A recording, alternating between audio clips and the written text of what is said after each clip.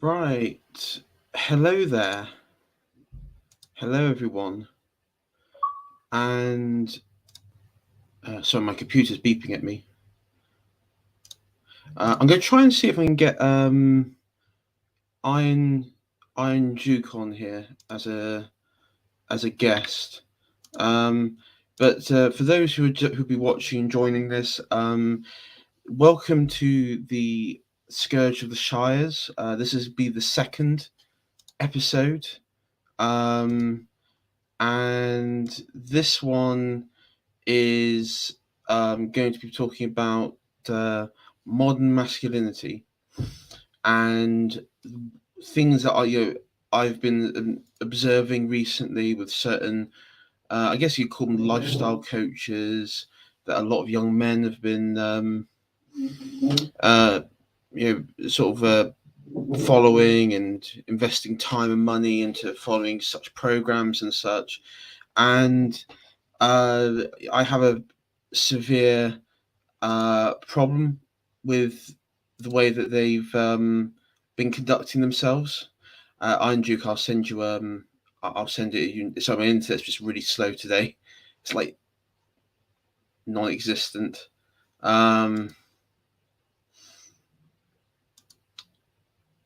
I'll send you a link on Discord, Iron Duke. So in the meantime, that's sort of what we're going to be discussing. I had a run-in with what sort of triggered this was I did a Twitter thread where I was going through three notable characters in that I've observed who have been sort of who filled at one point or another the masculine sort of male space, promoting masculinity and what have you. The first one I remember vaguely, and it was maybe inadvertently more to do with like student activist culture from the right's perspective, was of course Milo Yiannopoulos, but he had a very sizable following amongst young men, including myself. In the day when I was a teenager, I was very much back in that 2015 2016 sort of time period. I was sort of who was it? Him, Stephen Crowder, that sort of stuff. But yeah, I've always had that. So from that sort of time period, I was keen follower, but of course, these sort of fads or these sort of things change over time. The next one that I sort of referenced in this Twitter thread was, of course, Jack Murphy, who I think is his real name is like Jack Goldstein or something like that. So we all know what happened with that one, and he actually did respond to me, and he sort of he said, "Oh, where have I ever said I'm a male lifestyle style coach or something?" And lo and behold, I found literally him with Dave Rubin, where he said in the opening, "I guess you could say I'm a male lifestyle coach." So I sent that to him, and then he just blocked me and everything else. So good luck to him and his wife's boyfriend. And then the third one is a sort of more recent figure called Andrew Tate. Iron Duke has just arrived. I'll add him. Hello, Iron Duke. How are you going today? I'm good. How are you? Oh, I'm all right, but my stream actually finished early because it didn't have any guests this week. Like my co-host was out partying. How dare he? And I didn't have any guests, so I only did an hour this week. So, and as I got up at 5 o'clock in the morning, and I'm awake now, I thought I'd come and join your stream. I say, Iron Duke, you're roboting a bit, I think, on my end. I don't know if. Okay, hang on. Are you sure about this? You're slightly robotic. I can hear you.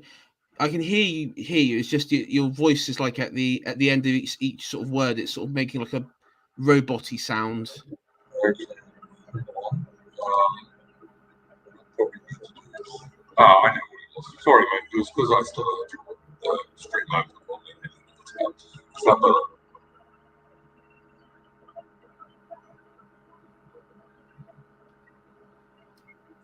AI, is that better? Because I had your stream open in another tab, and I think that might have been the issue. Yeah, it's still roboting a bit. It's a bit better. All right, I'll go out and come back in. Maybe that'll help. Okay. Okay, we'll just try that. Sometimes StreamYard does this. So. Yeah, no worries. Okay, I'll come back out. All right, so we'll get this show on the road shortly. So yeah, that's what we're sort of. I wanted to talk about. Sort of the Andrew Tate as the sort of next person, and I've noticed somewhat, even though the three very different characters, and I guess have different methods of approaching stuff. They end up drawing the same sort of group, and I also think that they ultimately are just a massive net negative, and I'll list out the reasons why Iron Duke is back. Okay. How are you going? All right, Iron Duke. Yes. How are you going? Is that working? Yeah, that's a lot better. That's a lot better. Cool.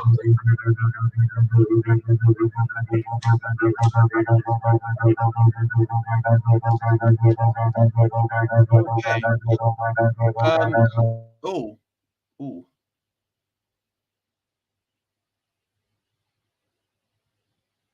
I think we have something. Iron Duke's got something going. There's a bit of noise there. So that's what we're talking about today. First of all, I just want to read a quote. And this is something, because as you know, this channel we've been following, reading, going through works by Julius Evola, and away from the sort of cultural, religious, societal commentary, he also does touch on aspects of relationships and sexuality and the genders as well. And one thing that I just want to, this is a quote from him, and I thought it was something which I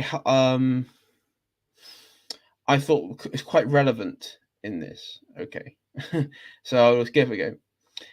So the quote begins: "This is all we can say about a certain category of men in view of the fundamental fulfillment of the times, a category that, by virtue of its own nature, must be that of a minority. This dangerous path may be trodden. It is a real test. In order for it to be complete in its resolve, it is necessary to meet the following conditions. All the bridges are to be cut, no support found, and no returns possible. Also, the only way out must be forward.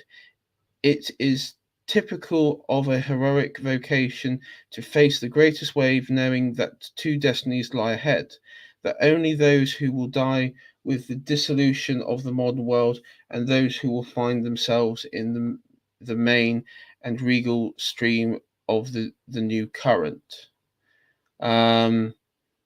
And then, of course, on the final bit of the, there's another quote here. This is from Ride the Tiger, which I managed to find because I've been enjoying that audio format recently, thanks to Skeptical Waves. It is a sign of regression when pleasure begins to be considered as the highest principle. So those are just sort of two quotes there that, and we'll reference back to him as the stream goes on, because and maybe a few others as well. We can sort of, because why the reason this is important is this is a person who has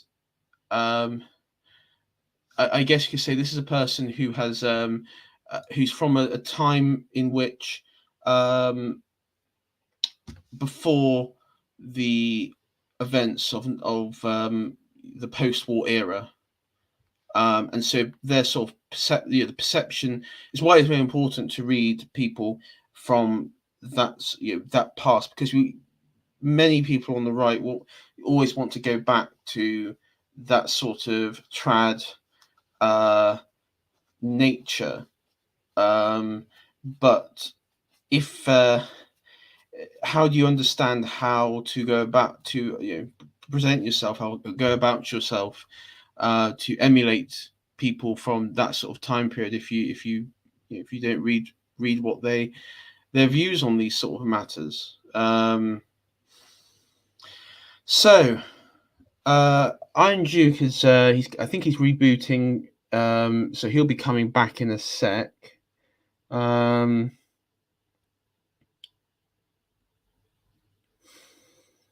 And then we'll sort of begin the conversation. So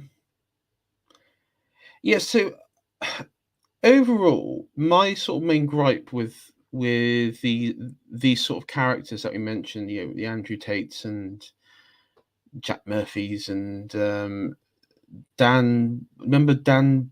What's his name? Bill Bilzer, king of Instagram or something like that.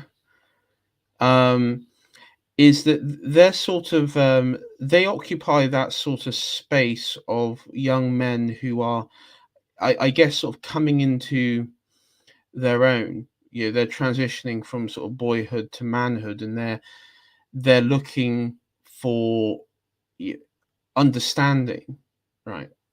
And you have these characters who are there that these people will naturally go to, and the reason is that they go through the motions of sort of masculine energy in this sort of physical format, but spiritually they're all increasingly bankrupt, and even more so, they even uphold the values of the regime that has subsequently destroyed masculinity over the last several decades. So for one, we talked with that quote that I mentioned that we had earlier, where from Evelyn, that let's see if I can find it.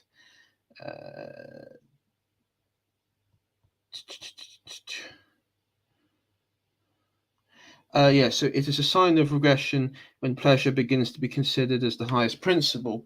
So the all these sort of characters, maybe not so much Milo Yiannopoulos, but is that make a lot of money, get lots of bitches, buy a shit ton of cars and mansions and all that, in this very sort of materialist fashion. And then that is the sort of core principle of masculinity and what every man should strive towards. And as Julius Ebeler really points out, that when that becomes the sort of high principle for, it is the sign of a dying civilization. And as many of you know, I do consider that we're in a dying civilization. Iron Duke is back. How are you going, mate? I'm sorry, my computer was playing silly buggers. Hopefully it's okay now. That's all right. That's all right. It's sounding a bit better. So,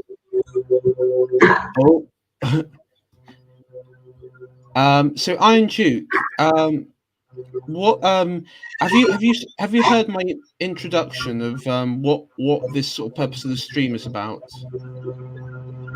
Yeah, you were talking about masculinity and the differences between modern ways of looking at masculinity and more traditional ways. I think would probably be reasonably accurate. Yeah. So just to give you a quick lowdown, I did a tweet on Twitter. I did a thread where I was talking about I guess we say modern masculinity coaches. So these are from your Jack. Remember Jack Murphy? Yeah. The guy who was an actual cuck. Who was also later seen like being involved in rear end sex. Yeah. Yeah, him. Though, and his real name Jack Goldstein. Just want to remember that, everyone. That is his real name. You couldn't make it up, could you? No, Jack Goldstein, who actually did respond to my thread and got very defensive. We might talk about that. He ended up blocking me because he's an absolute. I just don't understand how he does it. He is not so ashamed. He just didn't disappear from the internet very hard for a bit.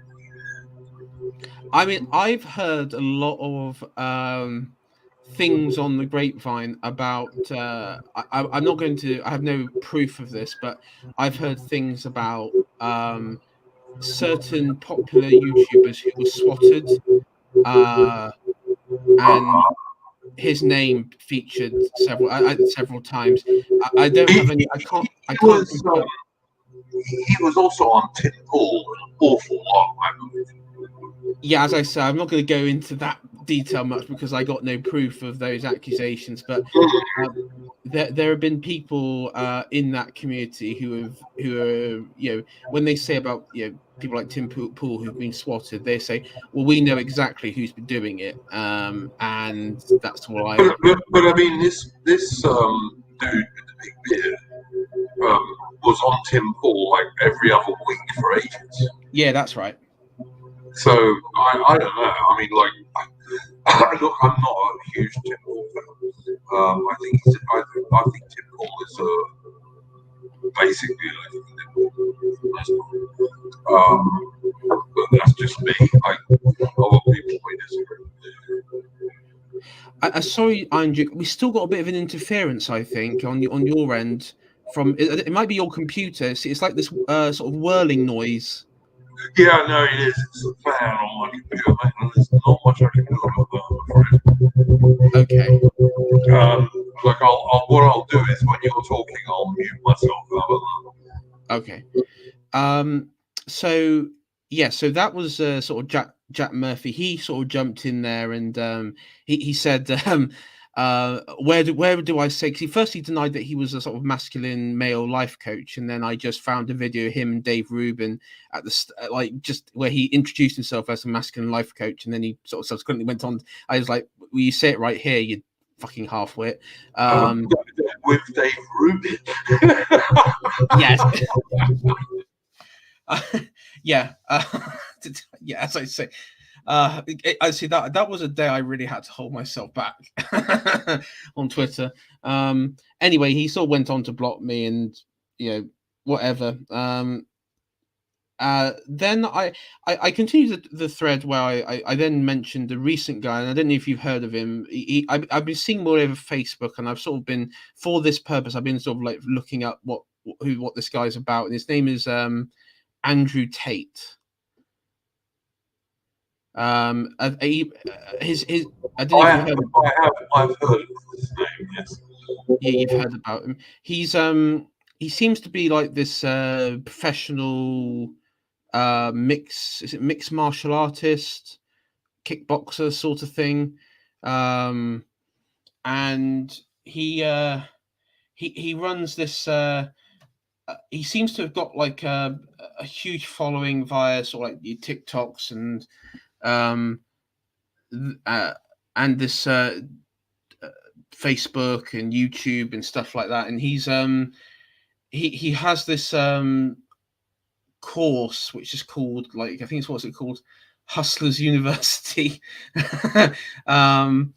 And it's basically it's a way of teaching sort of men who are well, I say men, teenagers, people who are young men, how to make money, sleep with all these women, and all that sort of stuff, all that good stuff. Yeah, this is the dude with the glasses and the leather jacket in his pictures. Yeah, that's right. He's, the one with the glasses, and he has a brother with him that does like a joint podcast, and he has I've noticed that he has a very, very carefully sort of constructed image around around him and his family and what they do. There's a very sort of it everything that is put out there is sort of upholds the sort of personality and the messaging that they put out. And I mean, for them it's about teaching the for them they're sort of online courses, which is like a subscription service. From what Yeah, I'm always dodgy. I think those people are so dodgy. If people are going to start charging you money to tell you how to behave in a manly fashion, I'm always deeply suspicious of those people. Yeah, indeed. I mean, their ultimate thing is how to make a lot of money, not be a loser, pick up all these like girls who are, tens, model class women, and Almost none of us will pick up tens. I've got to tell you, because none of us are rich enough to pick up tens. We might no, get the odd nine, and we certainly can get eights and sevens for sure. But tens, for the most part, you've got to be rich. yes, and also they like Bugattis, like cars and stuff like that, sports cars, and And if enough people pay them, they'll be able to afford them. Yes. yeah. So that's the sort of thing that I was putting out on. I was saying that I can't. I can't really find the thread. I was looking for it earlier on, but my main objection to these sorts of people was that for the right and for young men, in a society where I believe that we are in terminal decline at this point, I don't think there's any. I think number one, the society that we have at the moment isn't worth saving anyway. So, and sorry, that's just me being blunt at this point. Any sort of notion of, because I know that you live in Australia, and I live in the UK. Any sort of notion of the countries that I was brought up in, or you were brought up in, I think don't really exist anymore in the sort of way that we would like them to. I mean, I was. Well, I'm an Englishman, obviously. I was born in London, for God's sake. I moved to South Africa when I left the British Army. And then eventually, 20 years later, sorry, 15 years later, I met an Aussie chick in South Africa and moved to Australia. But yeah, I don't disagree with you, but I also don't think we can surrender, because if we do, that is kind of giving up on our ancestors, in my opinion. Yeah, I mean, I mean, my sort of feeling is that the great betrayal of our ancestors and of our family was the way the empire was stolen from us by American power and uh, the sorts of Marxists coming out of American institutions in the post-war era. I believe that there was and also within traitors with in our own nations as well. I believe that there was a conspiracy, not and when I say conspiracy, a concerted effort between all these groups to dismantle and to transfer power, and to transfer and to abolish the empire. And it's still going on. It's going on in the sense of look at Blair. That was a one phase of it. I think that was like the final phase of just completely gutting the British identity and creating these regional parliaments and these laws and these changes to the political structures, which would ultimately bring an end to the United Kingdom, which I think while there's a Scottish Parliament, while there's a Welsh Assembly, the United Kingdom is just doomed to collapse and to cease to exist. It has to be removed. It has to be abolished. There's no if you want to have a UK, that is. I don't think there's any. There was I can't remember which politician that was saying it. It was I think it was a Conservative politician back in like the 70s, but it was basically it was the point of like I think it was on the I mean, actually, I think it might have been Thatcher, in like an old interview. But I know there was one other Conservative politician, maybe Tebbit or something. He was talking about like half measures, and he thinks there's some things in politics you can't just do a half measure for. You either have to be committed or you're not committed. You can't just sort of you have to do it or you don't do it, because doing a half measure is usually worse than not doing anything or doing something.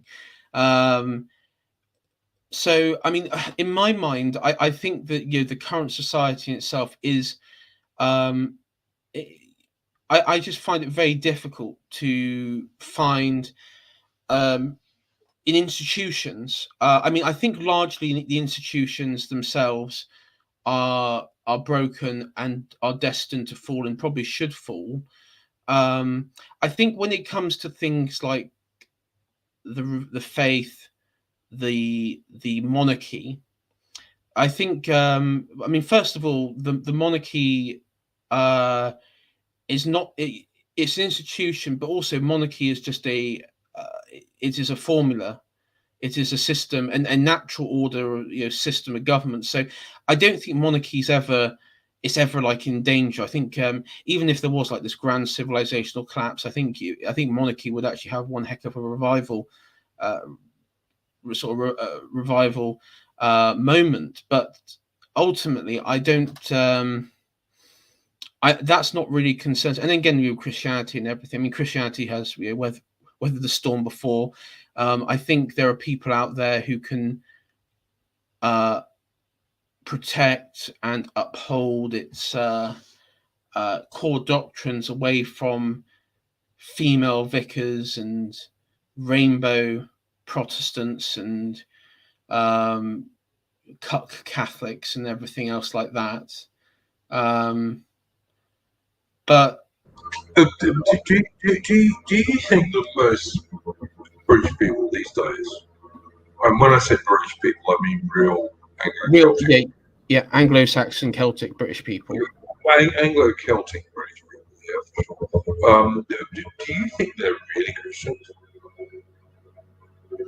I think that there has been a long 70 years in the making of when it comes to sort of I call it the sort of detaching oneself from culture and heritage, and of course a part of that is religion.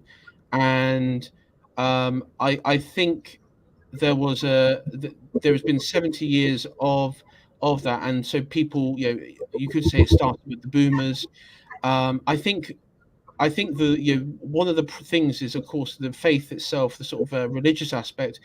In other countries, it's very much the mantle that the right, let's say the quote unquote right conservatives back. But when you have the Church of England, who is the establishment church, the state religion, waving LGBT flags and promoting homosexuality and female vicars and female bishops and what have you, then there is also that, you're right, there's that element of, well, conservatives, people who are right-wing minded will just check out. And so in many ways, you who's left? I mean, I honestly believe the reason the Church of England has, you hear it in the UK every now and then, or in England, that affiliation with the Church of England is like record low. And I think the reason it's record low is because it's kind of like, well, the left, who are just natural atheists, don't care anyway, so they're not going to, they're never going to be actively involved with that. There may be a few that might just do it for pure Machiavellian power reasons, but on the whole, no. And the people who are more traditional conservative minded in England are are any attachment they have with the Church of England, maybe the old generation when it wasn't as sort of cucked as it is now.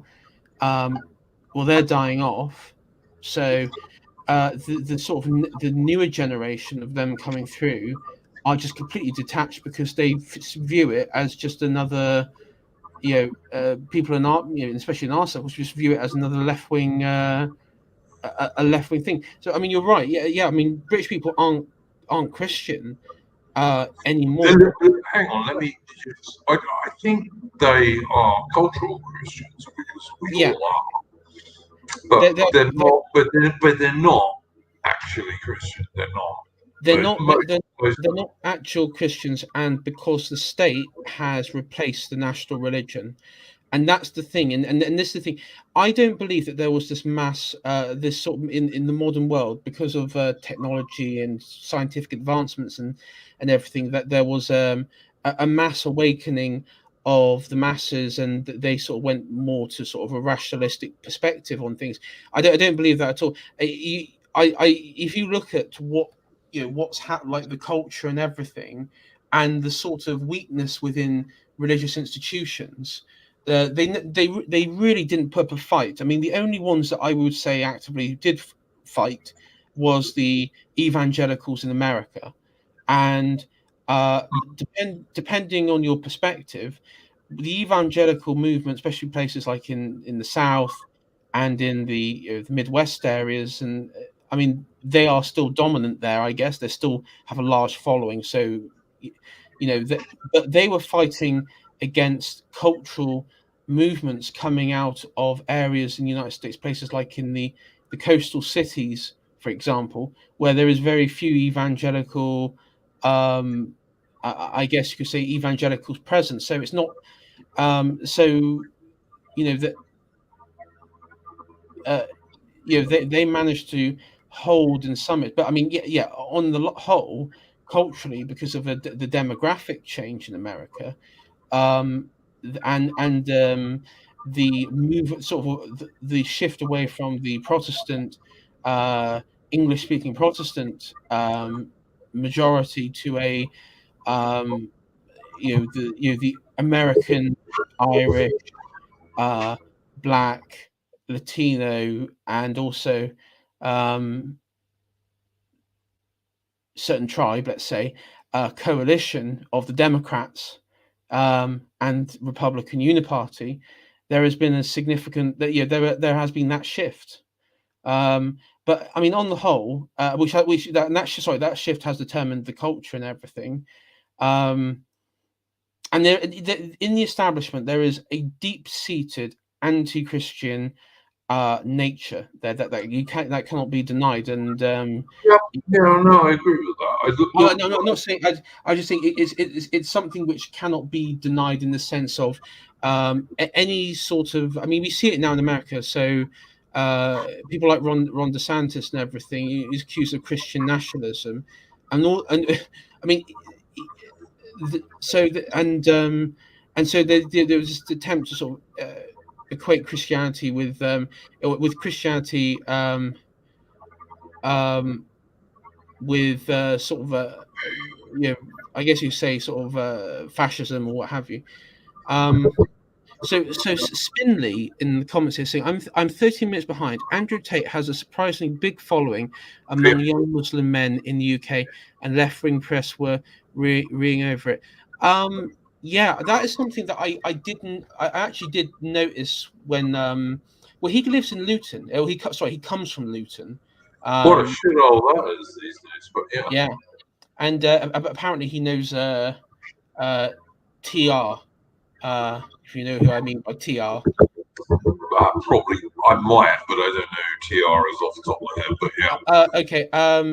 Okay. So well, let's see. Romlin Tomlinson. oh, okay, right, okay. Yeah, you can't see his name on here though. It's like Yeah, yeah, Rom. yep, Yeah. yep. Okay. Fair enough. Okay.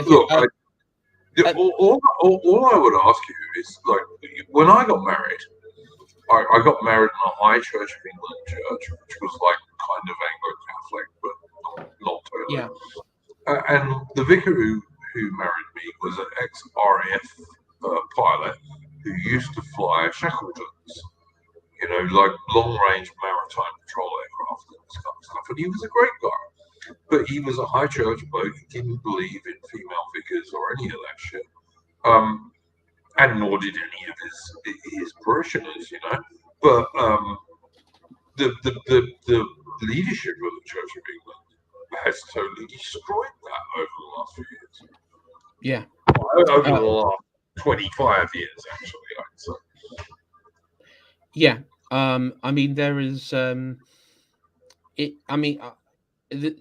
Church of England has replaced Christianity with progressive the progressive Bullshit. faith. Yeah, Bullshit. I mean, I mean, look, I can't speak about America. I'm an Englishman originally, and I'm a absolute the last of the old Commonwealth loyalists. I just think if you look at Britain, it's like my dad used to have to go to Sunday school because his mother made him go to Church of England Sunday school. And my dad used to know quite a lot about the Bible. He wasn't particularly religious, but he believed in God for sure, which I am not sure about. I'm an agnostic, I'm not saying. But my dad knew a hell of a lot about the Bible just because his mum made him go to Sunday school. No one does that anymore. Yeah. I mean, the Church of England is quite an interesting thing because one could argue that it's always operated as a just purely as a enforcer of. I mean, it's been acting as in historically speaking, this sort of cultural wing of English identity for a period of time. You can't obviously you can't say that now with a straight face, but I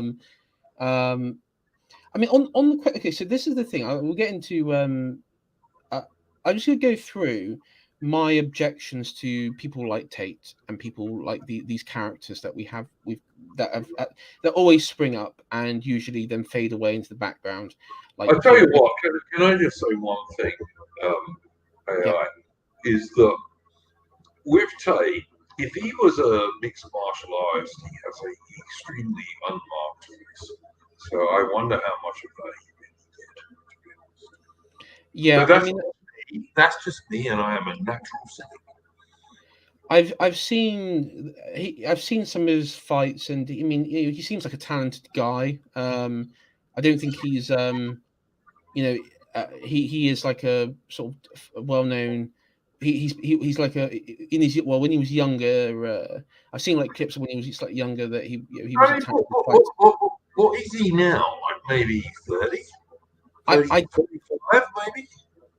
I don't know. It seems like he did like he did like sort of like B-list celebrity stuff with like Big Brother, I think, or something like that.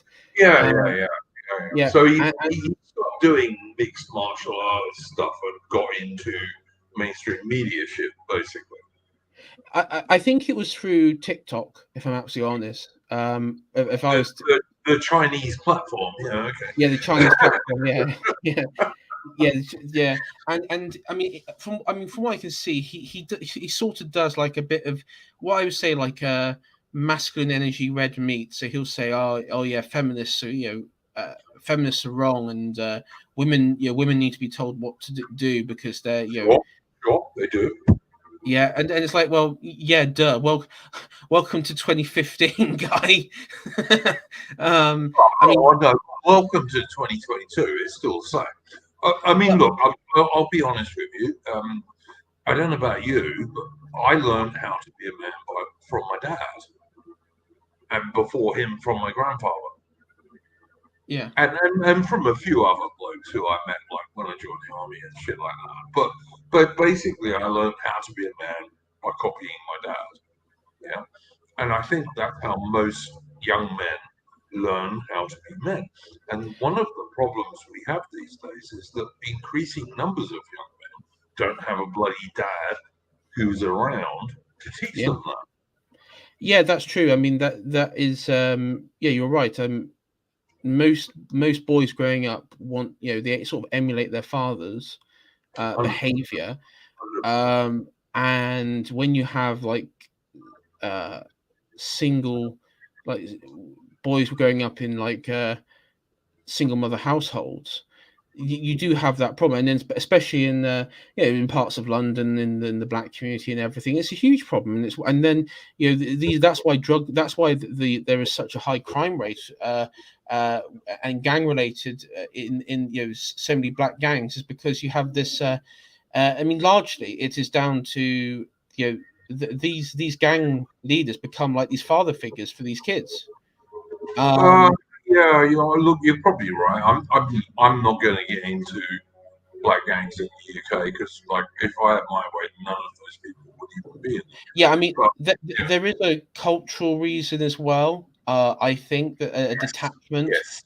with the culture, that I mean, that obviously, but on the from on the individual level, or the reason why, 'cause I think children. When I say children, I'm talking like 8-year-olds who will be Sure. like running for gangs. I'm not talking like a teenager or something who might be more cognitively, aware of. So these are like kids who are just easily being manipulated because children are idiots, and that's I mean, I'm sorry, but that's true. Children are idiots, and No, they're uh, not.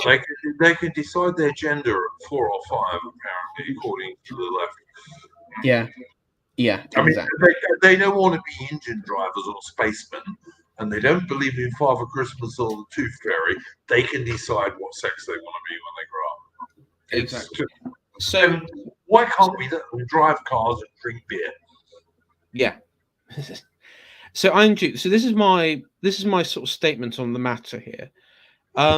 I believe that these sorts of figures are more damaging to um, the Western man, um, than anything a left winger could do. And now that sounds like a very very um, like that sounds like a very sort of extreme position to take. But this is my reason. I believe that if you, like Evola pointed out, if you hold high principles of hedonistic and just pleasure seeking as like the ultimate sort of winning life goal position, and that is the peak male performance, um, then that's just then you're not really. I mean, what are you doing? Okay, yeah, you can sleep with all these women, but you're not actually fulfilling any sort of transcendent or even spiritual aims. All right. Let me ask you this, AI. What Yeah. makes you a masculine man in 2022, in your opinion? What makes you what like a masculine man in like what a normie views it, or as what I view it? No. What do you think makes you a masculine man today Okay, in so what modern Western society? Okay, so I mean, what in my view, I think number one, the society itself isn't, is inherently anti-masculine. So I Yes, would say what 100%. We can so take that as a yeah. yeah, so what I view as being sort of inherently masculine is as being someone in nature who is stoic. That's one. Okay, I Yeah, think I'm seeing increasing people on the right coming out with this stoicism stuff, and I like Marcus Aurelius, so yeah, I get fair enough. yeah. So that I would say that's a very core principle. Um, I would say I would say also because I'm a sort of a big fan of sort of stuff like Chaucer and reading sort of medieval knights and how they were. So I would say sort of knightly principles So of here, history and culture. yeah, Okay, totally, history and totally, culture. totally History and agree. culture. I Yeah. also think, and I now I say here spirituality, as Evola points out. So it doesn't. Because I know that people like us, people listening, there are some who are Muslim, there are some who are Hindus, there's an Indian chap, you got Catholics, Protestants. It doesn't matter where you live in the world, or what sort of faith you follow. But all I ask you is one: get in. forget about the institutions of like the ridiculousness of the Catholic Church or anything, but actually read the text, uh, discover your culture for yourself, regardless of the institutions, and have a connection to like a celestial higher power in some way, because of that. um and this is the point that sort of something that Evela was pointing out in his uh, work, where he basically points out that, you know, men and women are fundamentally two different races. They're not that, you know, they're two different species in some aspects, because men are more, I guess you could say, not so much creative, but more um holding to a higher ideals than a woman is. And I think, you know, one part of masculinity is sort of understanding that, you know, men and women, while they both have qualities, I don't, when I say qualities, I don't saying that there's, because I believe I believe that the natural order, you can't really have any negative qualities in a sort of natural order framework. So I'm not saying that women are inherently bad, but when you are in positions where um and we've seen this before, like the sort of bioleninism of where you have like, I think the classic example that I'm seeing on social media now is the female president of like Estonia, right? um and she's behaving like a female, and that's fine, because that's fine. But when you're facing down a rival power, which is Russia, in this sort of modern Cold War. Hang on, AI. Look, a woman cannot behave otherwise than as a woman. She just can't. But Right? that's my point. But that's my point. She behaved. And Estonia But she, is not. hold on, Estonia is. Hang hold on. on, hold on. What I'm trying to say is, but the point is, she's in a position where behaving like a woman can't be possible. It just cannot be possible, and that's why you have But these. she is. Yeah, but that's the thing. But this is where it's ridiculous, because that's what's causing. That's what I believe is causing so much societal backlash and angst, because people know it just cannot be done in this way. All right, but look, Estonia is not a rival power to Russia. Like Russia would crush Estonia in seconds. Well, exactly, Well, exactly, not and seconds. Let's that's why. I mean, 2 or 3 weeks, you know. But yeah, it's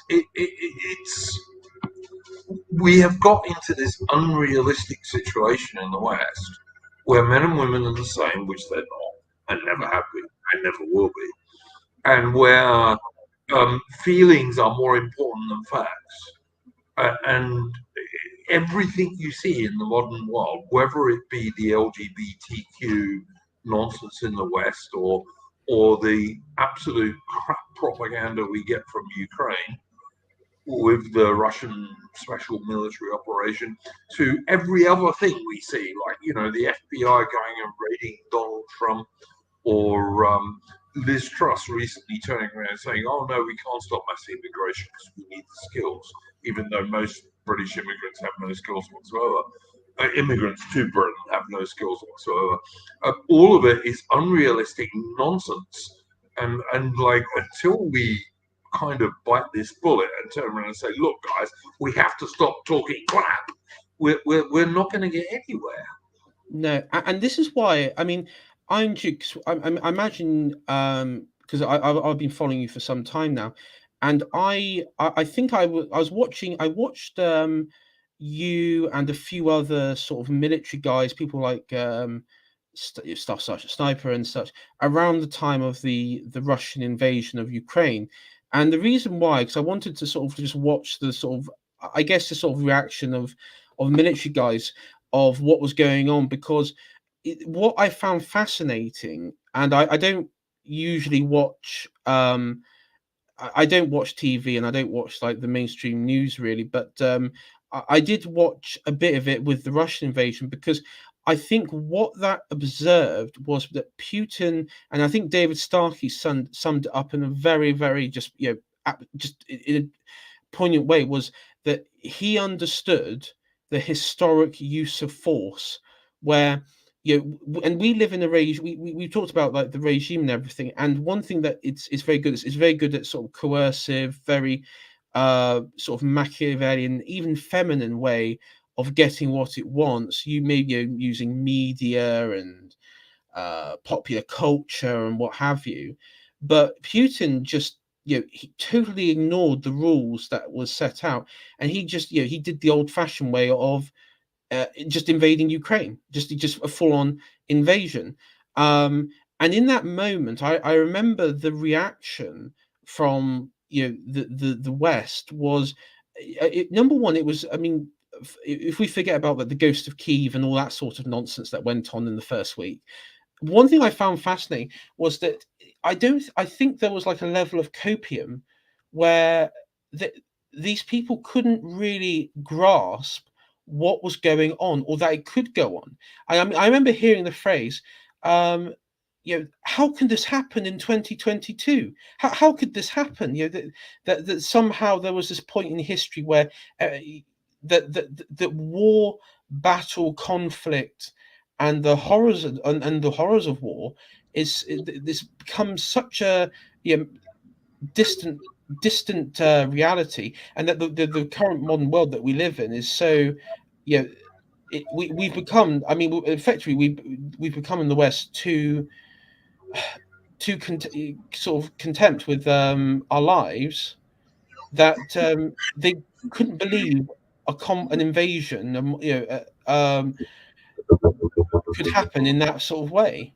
And I just found the response really fascinating because it was kind of like they were sort of like clutching for straws originally. It was like, oh, Putin, he must be mad, or he must be on like drugs, or he must be dying of cancer.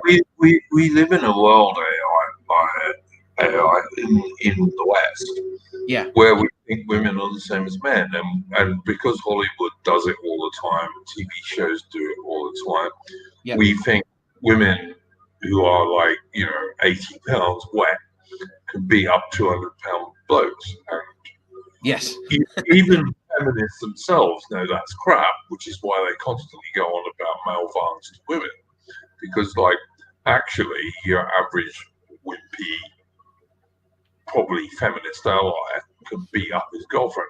It's like, and feminists know that, but they still double think and turn around and say, "Oh yeah, this 80-pound wet woman can absolutely fight and beat up a 200-pound bloke," which they never can.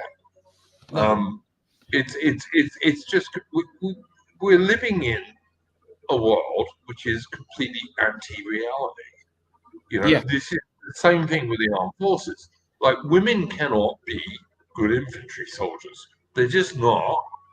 Um, the British Army and the U.S. Marine Corps have done tests where they put units of women and units of mixed men and women and units of blokes, and the units of blokes always very easily win.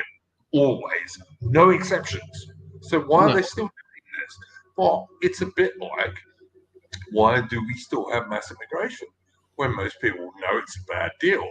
It's because the people who run us at the moment, who are traitors, basically, yeah. are anti their own real people. Yeah, I mean, I don't know if you've heard, but I've been reading some detailed reports by parliamentary committees and even uh, groups that have investigated police forces here in England, where you had in Telford, Rotherham, Manchester, and Rochdale, where you have the grooming gangs, or let's be honest, the pack. All over England and Wales, pretty Yeah, much. all over. And I mean, even towns which are quite close to where I live here in the West Country, and it's uh, um, and what you have, I mean, there was one where, I mean, so just to give you an idea, I'll give you two examples because this is absolutely horrific. This one was in Manchester, and there was a Pakistani Muslim in a taxi, and he had this underage girl in there, and she was performing Yeah, acts which I know what you're talking about. disgusting acts. And the police car pulled up next to him, and they knew him by first name, said hello to him, and just had a friendly conversation with him while this was all going on in view of the police officer, and then the car just he went on his way. And then there was one girl in Telford. She was I think it was in Telford. It may have been I think it was Telford. Yeah, you have to be AI. You've got to be careful, mate. YouTube is not a free speech platform. Be careful. Yeah. I'll be careful. But there was another one where a girl was picked up. She was taken into a police station after. It's not really stated why she was there, but it may have been related to what was happening to her. She was being abused, and a Asian man of descent, let's say for YouTube's sake, picked her up. Who was a social worker, picked her up at the police station, walked in there, picked her up, and then took her around town, and him and his friends did unspeakable things, right? Yeah, I mean, look, there were cases where fathers, and I think they were absent fathers for the most part, because most of these girls were from single mother families, or even from children's homes. Yeah. But there was at least one case that I remember where the father went around to this dude's place and was going to bash the shit out of this particular Pakistani, and the cops arrested him. Yeah. You had the cops turning around and saying that 14 and 15-year-old white girls were prostitutes. Yeah. And it was their own fault. Children. Yeah. I look, there's no excuse for any of them. There is no such thing as child prostitutes. There's only children who have been victims of paedophiles. Yes, totally agree. I totally agree. There is no such thing as child prostitutes. We've all been watching, haven't we, the great big mainstream media exposés of Jeffrey Epstein and the guy who killed himself in prison almost impossibly, surprisingly enough. But we've all been watching that, and we all know that Bill Clinton used to go there, and various other people used to go there. Yeah, and it's just, there's nothing but a great silence, really, is there? No, I mean and it's same in the entertainment industry in this country. With the BBC and Jimmy Savile and Rolf Harris and people. To be honest, Rolf Harris was a bit of a different case. Rolf Harris didn't do anything much, as far as I can work out, with very underage girls. But that's just what I can see. Okay. I think he maybe got caught up in that a bit. He certainly wasn't the Jimmy Savile character, let's say. But Jimmy Savile is used as an excuse, because he's an exceptionally evil British guy. Yeah, I mean, he was one British guy. He wasn't like hundreds which are involved in these grooming gangs. Yeah. In fact, probably thousands involved in these grooming gangs. I mean, one thing that and this is something, because I'm not a northerner, so I don't know what life up north is like. But one thing I can't really, and this is something that even like when Jimmy Savile and everything, and then you have that, remember that really fat, like that fucking like Jabba the Hutt politician, that liberal, what was he called? Cyril Smith, right? He was also like an MP for Rotherham, who turned out to be a paedophile as well. Total nonsense. Yeah. They're all northern, and again with the grooming gangs, even though if you're going to talk about nonsense, you've got to talk about Edward Heath, for example. But not a northerner at all. So, no, I'm just wondering, that's something I've always wondered, that is there actually like a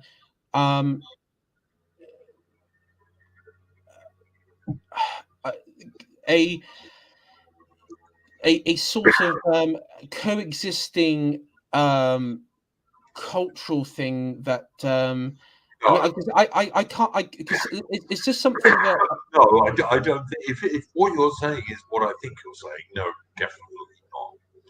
No, I don't. I'm not saying there's like this ridiculous huge conspiracy between grooming gangs and Jimmy Savile and Northerners and Catholic No, no, Church no, up no, north. no, But no. What I'm trying to suggest to you is if you're saying there's an existing thing up north where, like, these people get away with it, then I would refute that totally. I don't think that's true at all.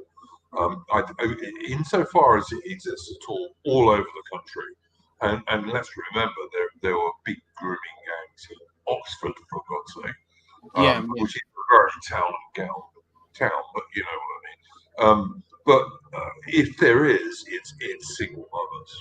It's yeah. single mothers and little girls, little white girls in children's centres.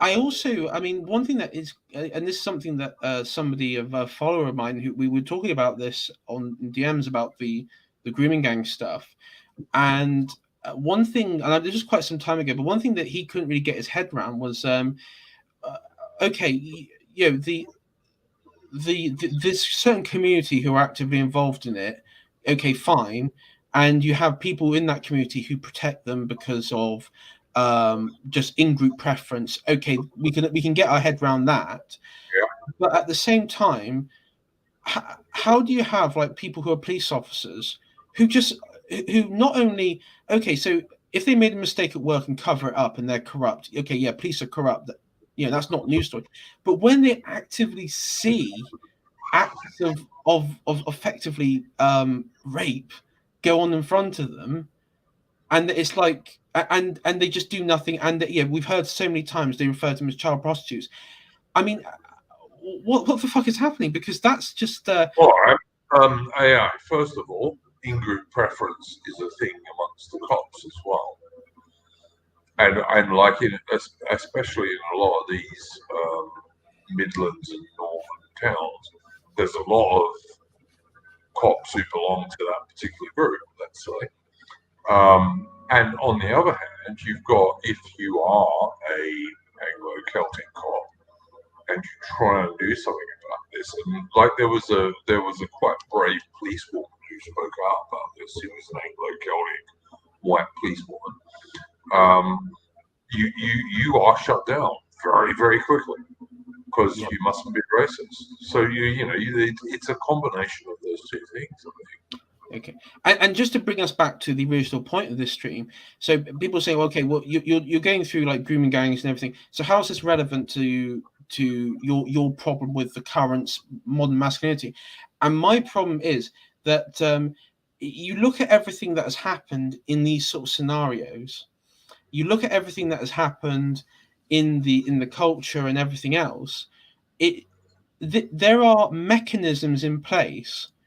If you were trying to break free of like the sort of the bare basics of like going to the gym and everything, great, but if you wanted to actually um dig deeper and actually go through these various like things that I laid out as what I view to be masculine traits and everything, and then sort of being accepting of that women and men aren't equal, that they are two different um two different, just the characteristics are so Women and men both have their strong points, but they are very different. they are very different, yeah, exactly. And the way that they view the world, perceive the world. I mean, I remember there was actually talk about Evelyn. There was actually this one really great quote. He was it was one of like these love books that he wrote, and he basically said that he noted when a man confronted a woman about lying, first she outright acted shocked, then astonished, then cried, and then did a bit of smile and went through all the emotional mechanisms to emotionally manipulate the man in that situation. Right, women will always end up crying because most men will just fold at that point. They will always do that. Yeah, and You I mean, know, when you look at women, you've got to look at, yes, they're all hypergamous. They all try and marry up and mate yes, up and all. And that actually is quite sensible from a human evolutionary point of view. But they're yeah, also equally they're also equally childlike, which is why they always end up bursting into tears. yeah. because that will disarm most men. I've been disarmed by some chick bursting in tears. I'm sure you have. It's just a thing, and in fact, like when you've made your point, I'd like to talk about modern masculinity and some of the better people who talk about it, which actually needs to be these days a little bit. Um, we need to look at it from a modern point of view, in my opinion.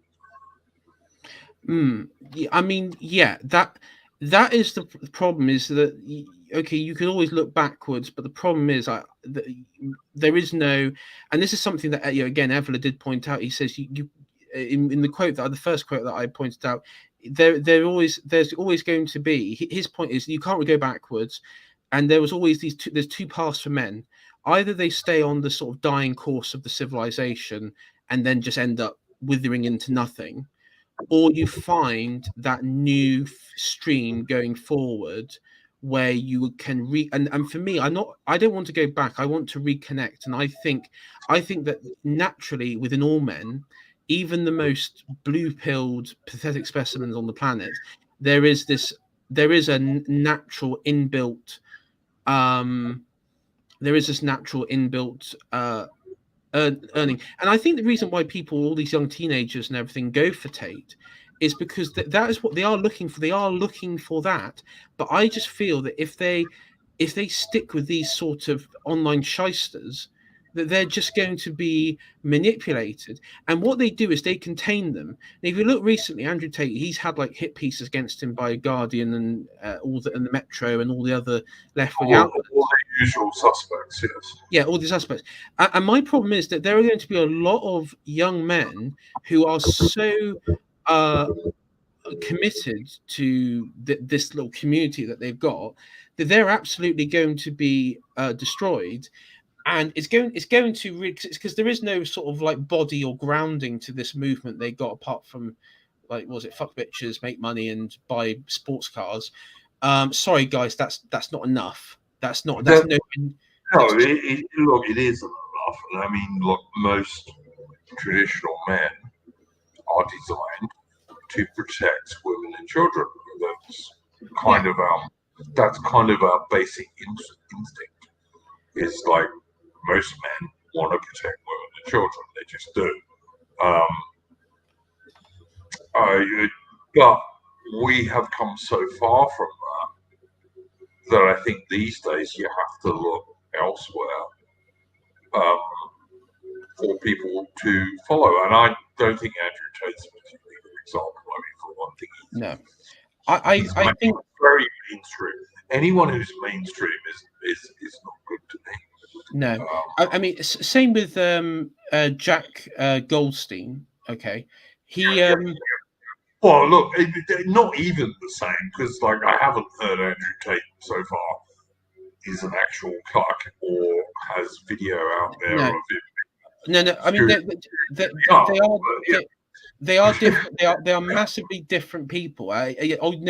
But what I'm saying is they do attract the same audience of men who are just looking for young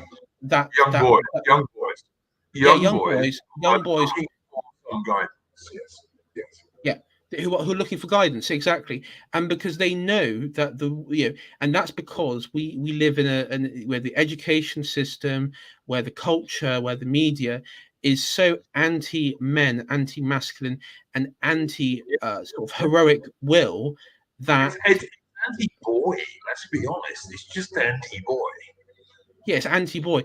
And in America, I mean, America is the worst of this because the amount of young boys, I mean, first of all, ADHD, I don't believe it's real. I honestly do not believe it's real.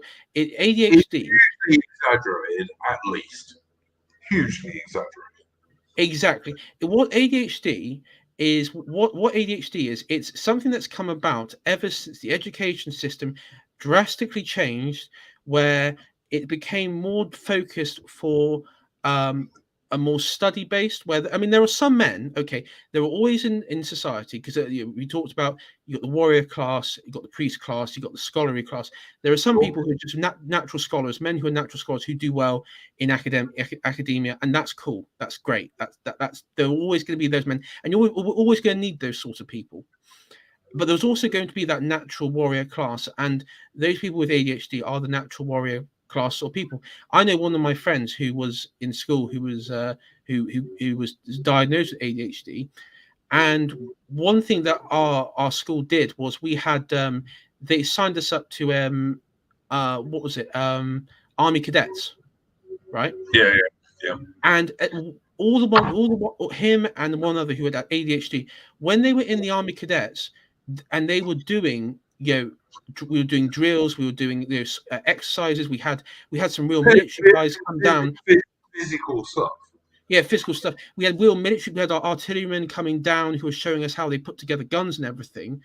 They were totally, completely different people, because I saw it then. I said, their whole lives. And this is the thing, is there are men who are just built for war. Okay, they are. I don't know about that, but men are generally built to defend stuff they love. Is what I would say. Yeah. Okay, they will defend. Yes, they will defend. But I think there is this. I think there is. There are obviously men who can't. There are things. Okay. I think historically speaking, when you had sword and shield combat, which was a very different style of warfare, where it was more fair in the sense of, if you're in a one-to-one sort of on the battlefield with a spear or a mace. But hang on, AI, men are still better at shooting warfare. And shooting. But men are still better at shooting warfare, and even shooting and bayonet warfare, than women. They just are. Oh yeah. Because it's in every battlefield, whether it be ancient or modern, there is always that aspect of I guess you could say I would sort of say of just being on the battlefield. And I know my dad, who's been in the military, he was saying that he observed in the Israeli, in the Israeli Defense Force, right, or in the Israeli military, when you had. I don't. I'm sure they're the same as. Okay. So in Israel, they have like female. I guess sort of females in the military, males in the military. They do, but they don't put them in frontline roles for the most part. They never have either. No, but there have been occasions where when they have been medics, and when they've been like hit. There was one sort of notable incident where you had a lot of the men actually stopped fighting when this female medic was hit, because they wanted to check that she was all right. And I do think women could. There are positions where women could serve in military as like medical teams and nurses and everything. And I think that's behind the front lines. I don't disagree with you at all. They shouldn't be in frontline infantry units. No. They shouldn't be on warships, and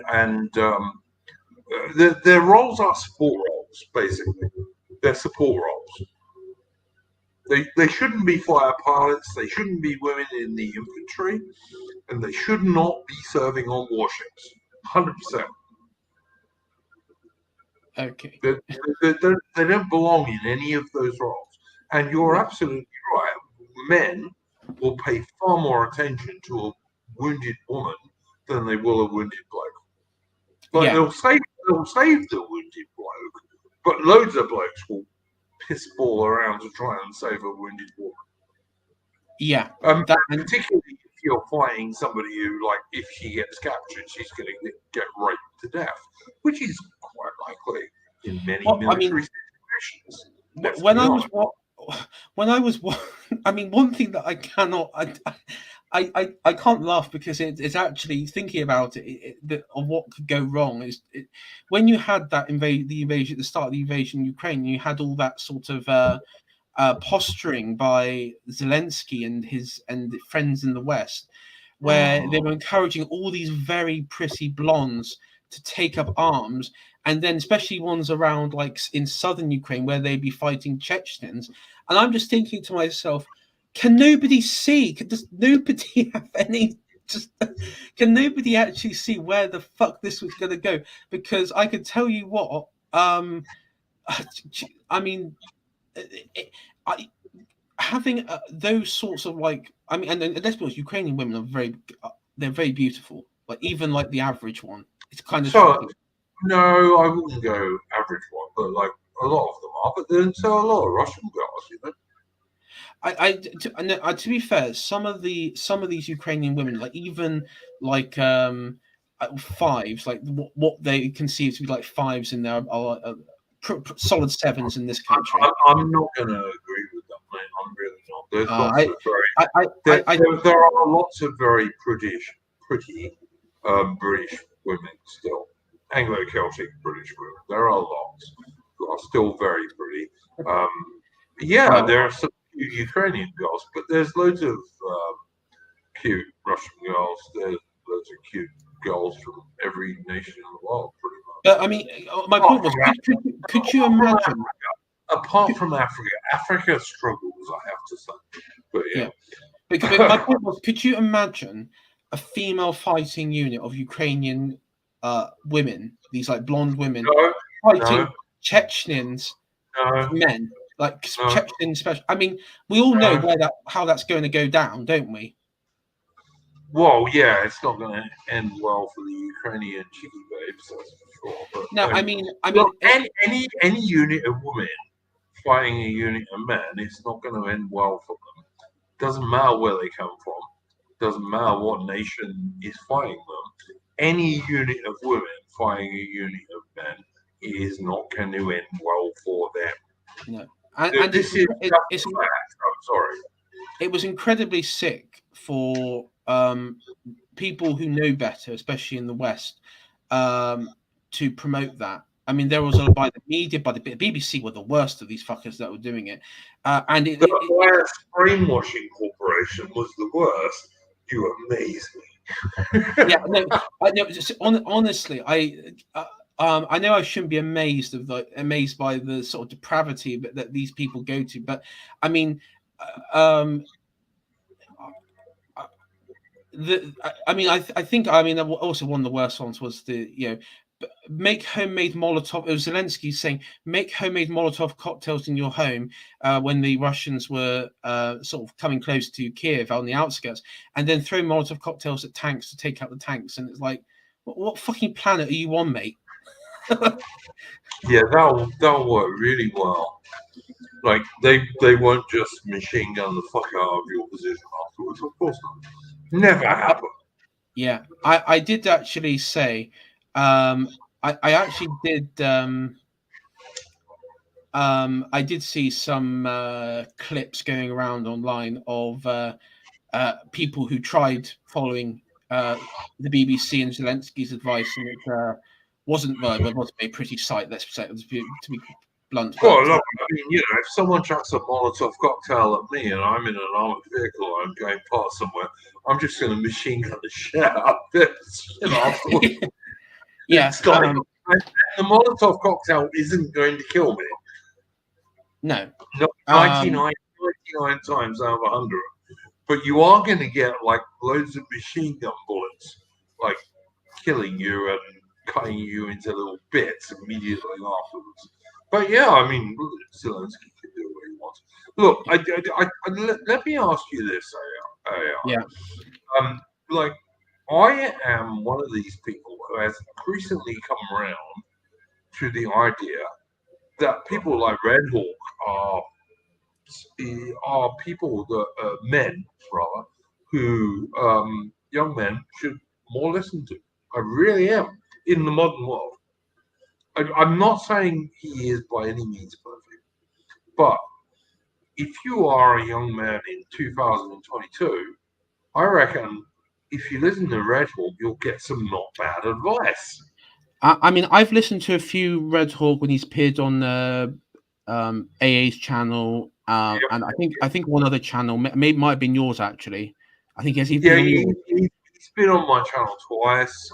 He's got his own channel, and he Yeah. does a thing called the Men's Hour, which I would recommend to young men.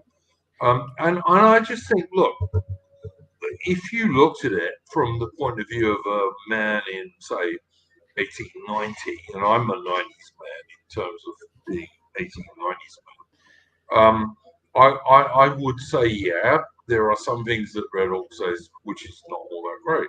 But as a man in 2022, he's actually giving you pretty good advice, boys. That's my only thing. Yeah, I mean, I from what I've seen of him, I think he's I mean, if I was to say like out of all the online male masculine coaches out there, let's say I don't know if he describe himself as a coach, but as in No, that sort of, no. He would not. He absolutely would not.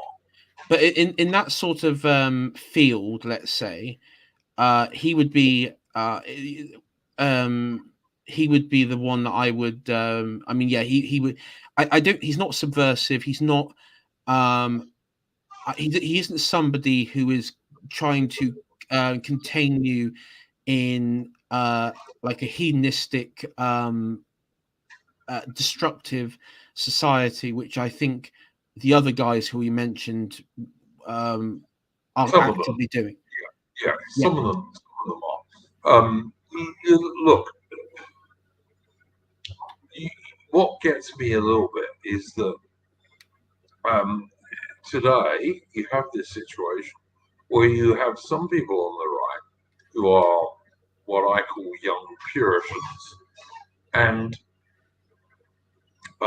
they regard like a woman in a bikini as disgusting. So go and join Islam. You know? Go and join Islam. Honestly, go do it. Because I like women in bikinis, to be honest.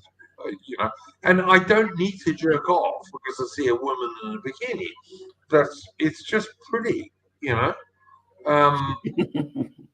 Again, if you don't regard that as true, go and join Islam.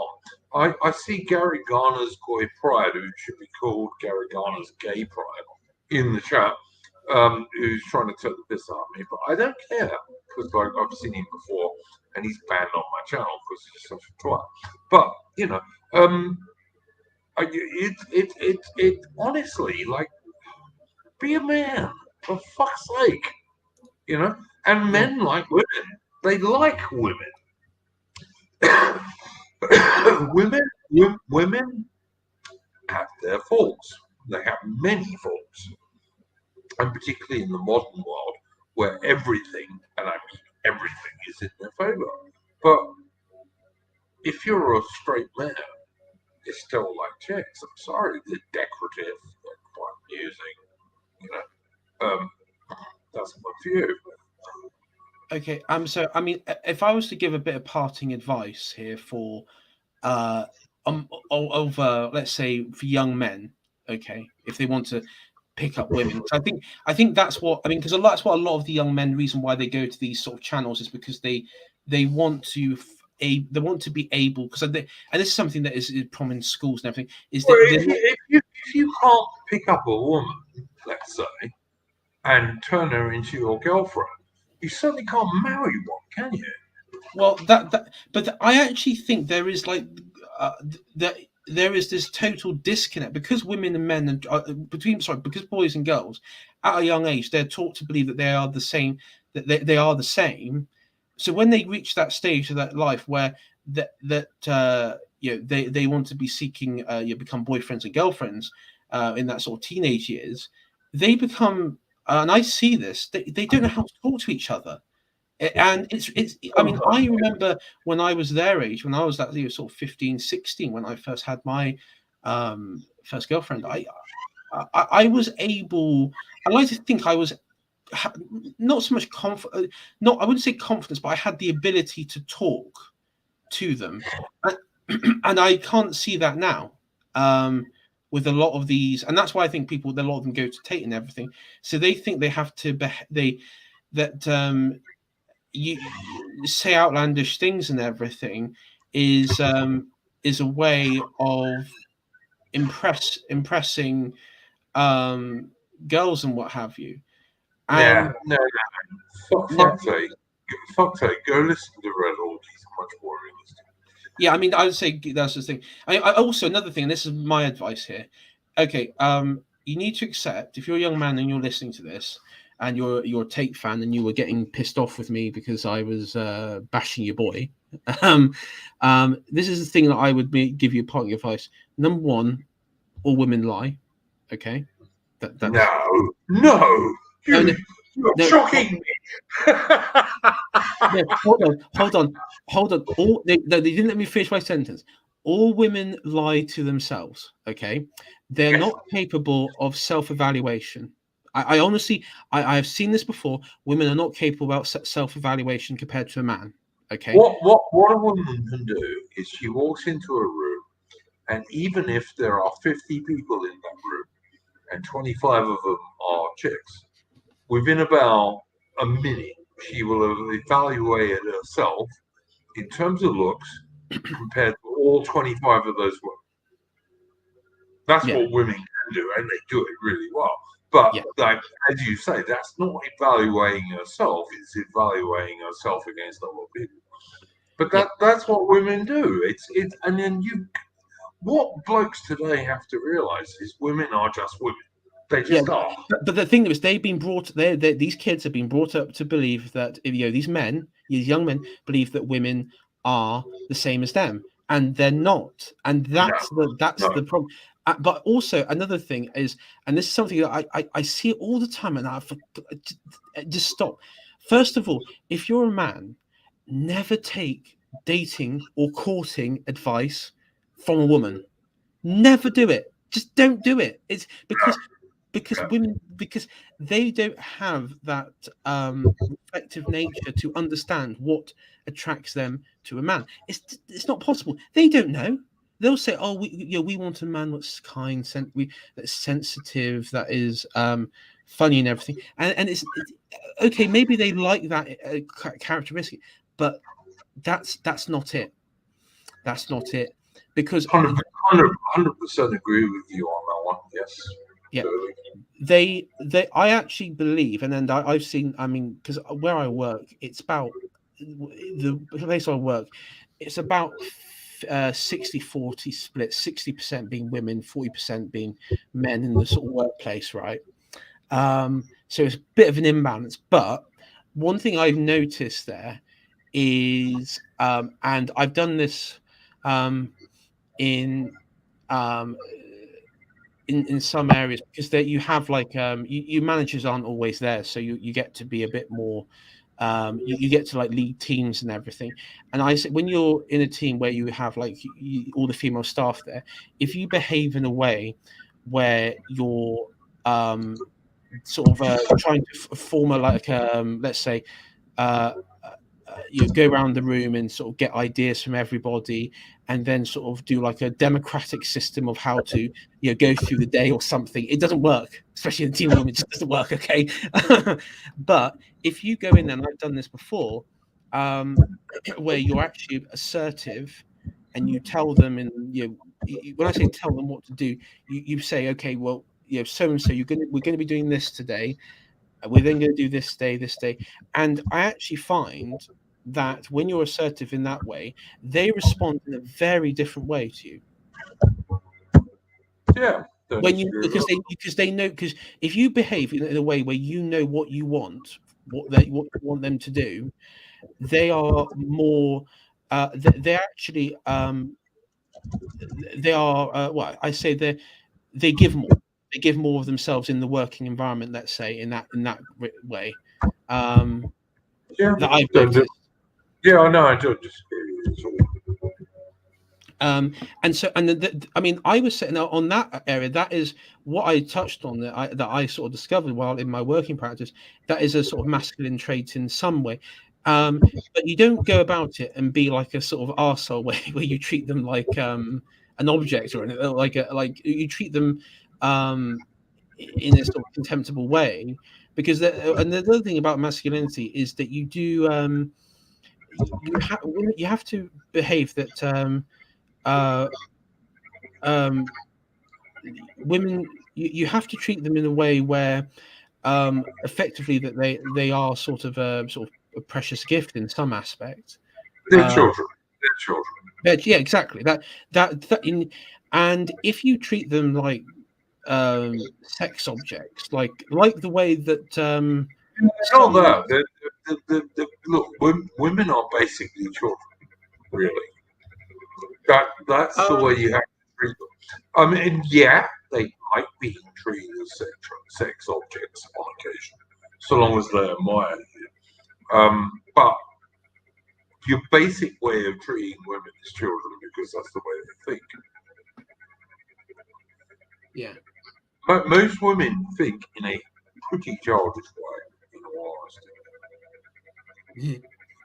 um, I so am going to get really angry with Gary Garner's Goy Pride because he just said, I will dream of ravishing Lady of Shalott. Look, Lady of Shalott's in my Discord, all right? And she's a married woman with 3 kids, you stupid wank. I'm sorry, but how dumb are you? I beg your pardon, mate, but like, do you know what? My father gave me one good piece of advice on women, and it was the only good piece of advice on women he ever gave me. And he said, "Don't get involved with married women." That was the only thing he ever said to me, which was a good piece of advice on women. So Gary Garner's Coy Pride, like I said, he's banned on my channel because he's a wank. But there you go. Gary Garner's Goy Pride. Now, if anyone has now, I believe, because I'm looking at this account here, this Gary Garner. I believe that he is a Mossad agent sitting in Jerusalem who is deliberately trying to subvert this stream and these sorts of conversations. I've never seen them before. I'm hang on, I've seen. Look, I'm not a big JQ person, to be honest. Like, I reckon most of our bad people are goys, shall we say? But yeah, I think there are good and bad Jewish people. I like people like Paul Gottfried, for example. He was Jewish. Yeah. I like people, some other Jewish guys. And I think most of our real traitors are actually, they're I wouldn't say they were Christians, but they're not Jewish. You know what I mean? Do I think Israel has too much influence in America? Yes, I do. Do I think the JQ is the be all and end all of the destruction of the West? No, I don't. I'm sorry. It's an excuse. It just is. It's an excuse. Well, as I say, if Iron Duke, if you ever went to a Democratic convention in California, you might change your mind on that. I don't care about America. I'm not an American. I already said this. Like, I'm an Englishman, and I've lived in South Africa and Australia, and yeah, do I think that Israel has too much influence on America? Yes, I do. Do I think Jewish people probably have too much influence on America? Yes, I do. Do I think that Jewish people have too much influence in the mainstream media and publishing and TV and films? Yeah, sure. No problem with any of that. But, does that make me a victim of the all-powerful Jewish people? No, it doesn't. Sorry. I mean, for me, I've always seen it as, especially in the post-war period, that you take that group that we were just mentioning, but you also look at, let's say, the American Irish, the black, the Hispanic, and how often are all these people used as excuses? Basically? Yeah, but what they did, I will grant, because people will talk to me about this, I will grant that, like, relatively rich Jewish people have far more influence than many of those other groups. They do, absolutely. But the thing is, those groups are number one in their communities, in their sort of like communities. They're very tightly knit communities. But what they did, especially in like the civil rights era, is there was sort of like this unity, where and if you read about like sort of desegregation of the South and everything in America, it was basically a pile on it wasn't so much it was all done at the point of violence, effectively desegregation. It wasn't done as a debate or in any Well, it sort was of, not. It was also done because the government wanted it to be done. well, yeah, that was my point. It was that it was done in a way where you had like these bussing in of, Yeah, I mean, one of the things I talked with Ryan Turnip, I think it was Ryan Turnipseed on this channel. There was this one governor of Georgia. He was a segregationist governor, but the way he became that was he was just a shopkeeper one day, and one day the media turned up with these large group of black men from out of town, along with journalists and everything from northern states, and they yeah. just turned up in this small town and then said, "Oh, we're going to come into your shop and we're going to," because he exercised his right to freedom of association. So I believe that if you're a shop owner, I think you should have the right to determine who comes into your business or not. 100%. 100%. I believe in that freedom of association, and what happened was in the clip, if you watch it, there's no sound because they didn't record the sound. But what you see is these groups who are out of area. They walk into his shop, they cause a nuisance, and they basically intimidate him and force him to call some friends to come in with some bats and basically chase them off. And he then becomes this sort of I guess hero in that sort of community because he stands up against the the establishment at the time, and then he goes on to sort of like try and stand on a segregationist platform. Obviously he doesn't succeed because Georgia still went through the desegregation process. But my point was, if when you look at all these instances, it was an attack on this attack on white America was attack on the what you would call Anglo-Celtic America, right? So Yeah. and because before that period, before World War II, America was and it wasn't just English speaking nation, it was an English society. It was a English civilizational society. It's the Oh, same. I don't know if I would go that far. Look, I agree with what Ethan McBride says in the chat.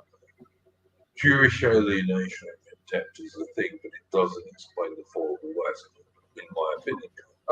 And yeah, I'll agree with that totally. But like I said, I'm no expert on America. I'm an Englishman who's always lived in the old Commonwealth. I'm the last of the old Empire loyalists, to be honest. Yeah. So Ethan McBride just said, yeah, there was that case in Northern Ireland where what happened was it was a homosexual activist couple took this. They actively sought out a devout. I think they were. I don't know if they were Catholic or Protestant, but a deeply religious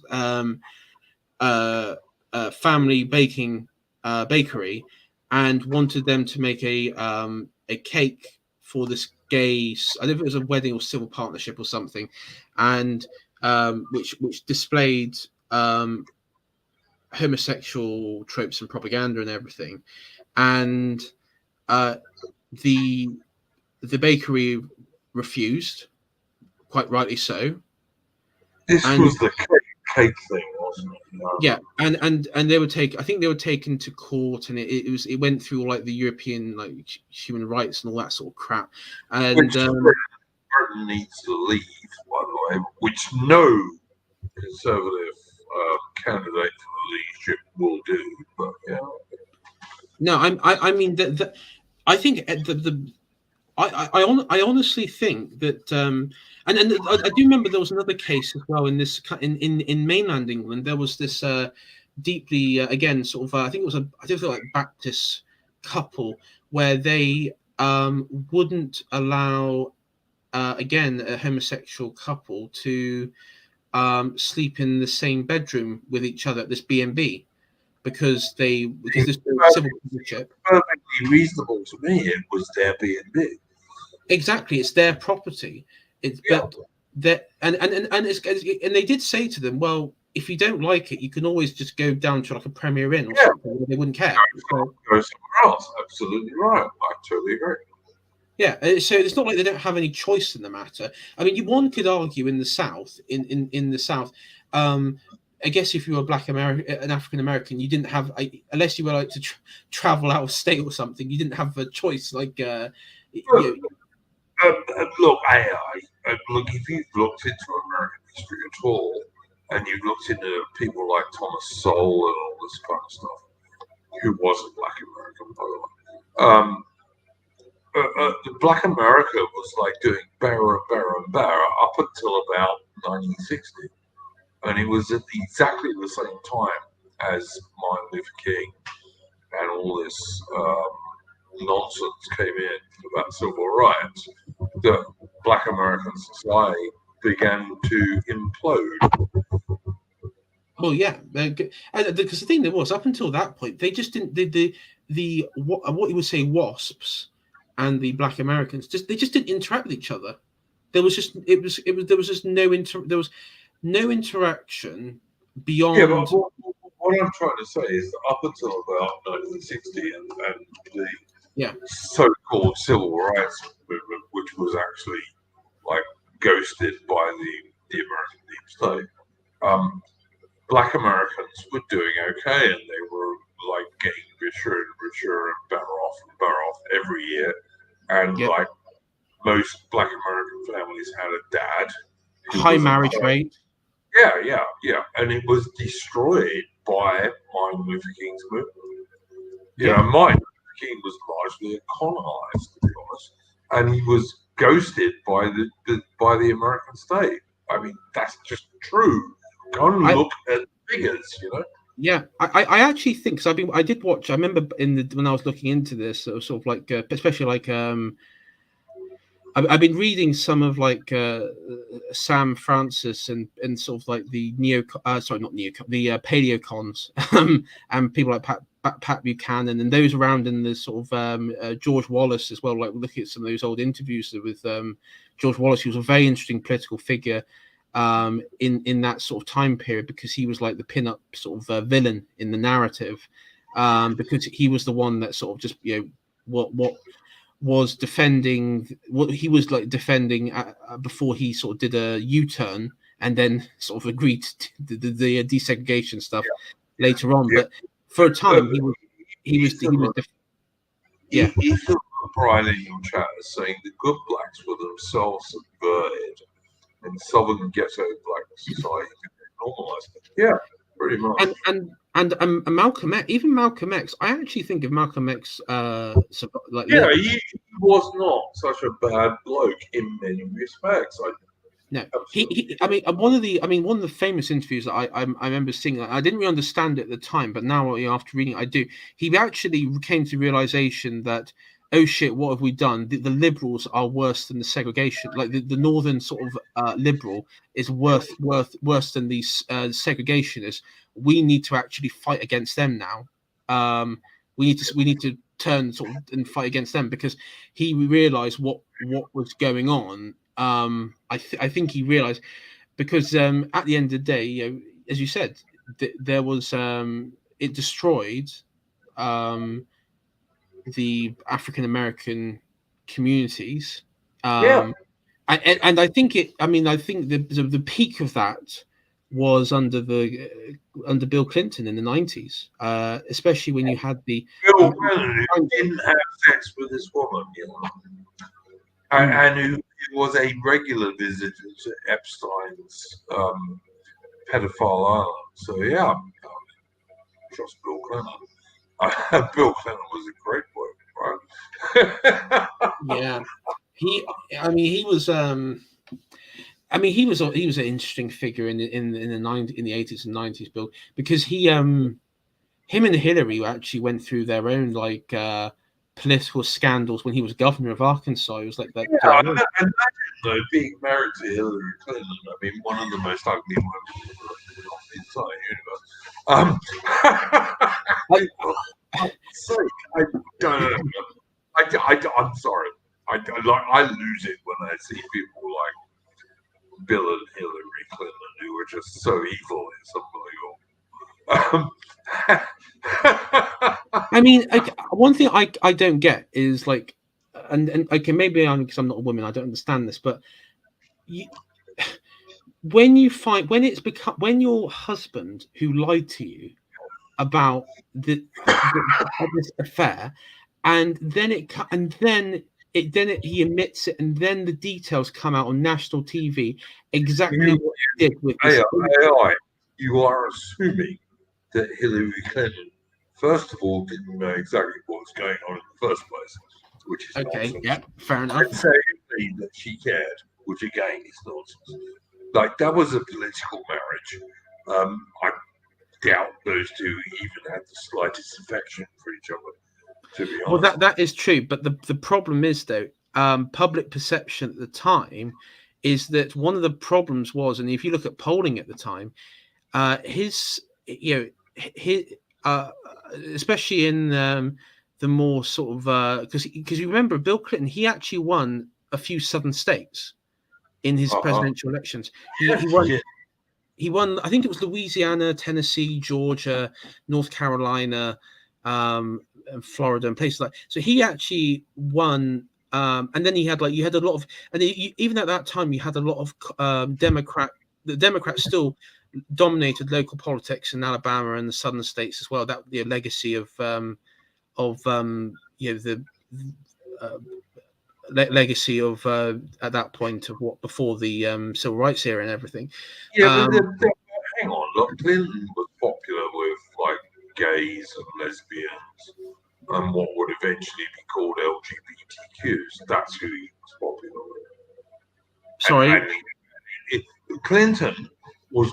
Bill Clinton was always popular with gays and lesbians, and then what eventually would come to be called LGBTQs, and like hardcore lefties. Always, they're the only people who ever liked it, really. Yeah, I mean, even back in the 90s, people like Hillary and Bill were. Maybe they would do lip service as in we're against gay marriage. Look, let's be clear. They were scum, both of them. They were always scum. They were scum when they were teenagers. They were scum when they first got into politics, and they are still scum to this very day. Well, he was a draft dodger, wasn't he? Well, what a surprise! What a surprise! And we went to Oxford came to Oxford. Where he supposedly like smoked marijuana but didn't inhale. Yeah, I believe it. But yeah, yeah. Look, I gotta go. Like I normally, my streams normally go on to about now. I will say one thing to you, mate. You should have come on my stream and done this, and you would have got a much bigger audience. I know. I don't know what's happening. I tell you what I will do. I will send you a link to my Discord because I don't think you're on my Discord. And next time you want to do a stream like this, come on my Discord and you'll get a much bigger audience. Fair enough. Fair enough. To be fair, I usually do have like a big audience. My audience do usually turn up, but maybe it's because it's later than I usually stream maybe like 8 o'clock or something. So maybe no worries, mate. Look, I've been doing Saturday night at 9 p.m. UK time for 85 weeks or something now. Next time you want to do a stream like this, come on my stream, mate. And I will when I get off here, I'll send you a link to my Discord. Because you would have got I had 12 people waiting for the stream before we started. So you'll get to a bigger audience, is all I would say. But thank you very much. To be fair, though, what you see what it says live viewers, right? It's like 4 people. Yeah, I can guarantee you, when we come off, if I was to end the oh broadcast, yeah, it'll end up being 30 for sure. Absolutely, it will. Usually it's actually 60. It's crazy. Like, after then in 12 hours time, it'll be like 130. If you look at my previous videos, so I don't know what goes on with YouTube, because I swear that there is some shenanigans with my channel. Yeah, absolutely. Look, I don't trust YouTube as far as I can throw them. Like my thing was 9:50, I think, this morning. But I guarantee you it will be 9:45 tomorrow, and then probably 9:47 3 days later. But yeah, you're right. All I would say is, look, next time you want to do one of these streams, if you want to do it today on Saturday night UK time, please come and do it on my stream, because I was looking for guests anyway. I didn't have anything, which is why I did a short stream. But thank you very much for inviting me. No, it's great to have you on. It was good to get someone on to talk about this, because this was something. I mean, when we didn't talk about, I didn't want this to be a stream where we were bitching about Andrew Tate and Mr. Goldstein and everything. But absolutely right, man. I totally agree, and thank you very much for having me on. And like I said, I'll send you an invite to my Discord. So go on. Yeah, that'd be great. Thank you very much. Cool, man. Have fun. Thank you.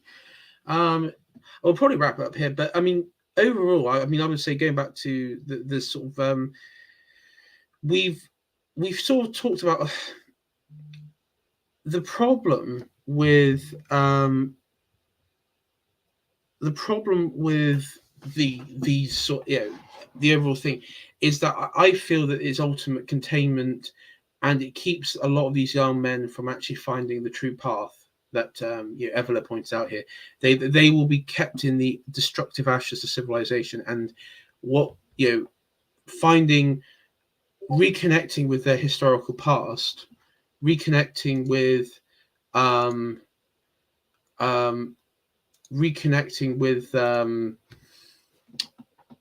these old literature and these old ways of thinking will help them forge a new future going forward in a post global American cultural empire, right? And that's what I'm more interested in when it comes to masculinity going forward. And you know what? You don't need like these online gurus and stuff to tell you what to do. Because it's built into you, it's in your DNA. Women aren't confused with their femininity, and the only difference is that is actively being suppressed in Western society. In Eastern societies and the Orient, it's not, but in ours it is, and that's something that's something that we have to overcome. So anyway, thank you everyone for watching, and I will see you all later.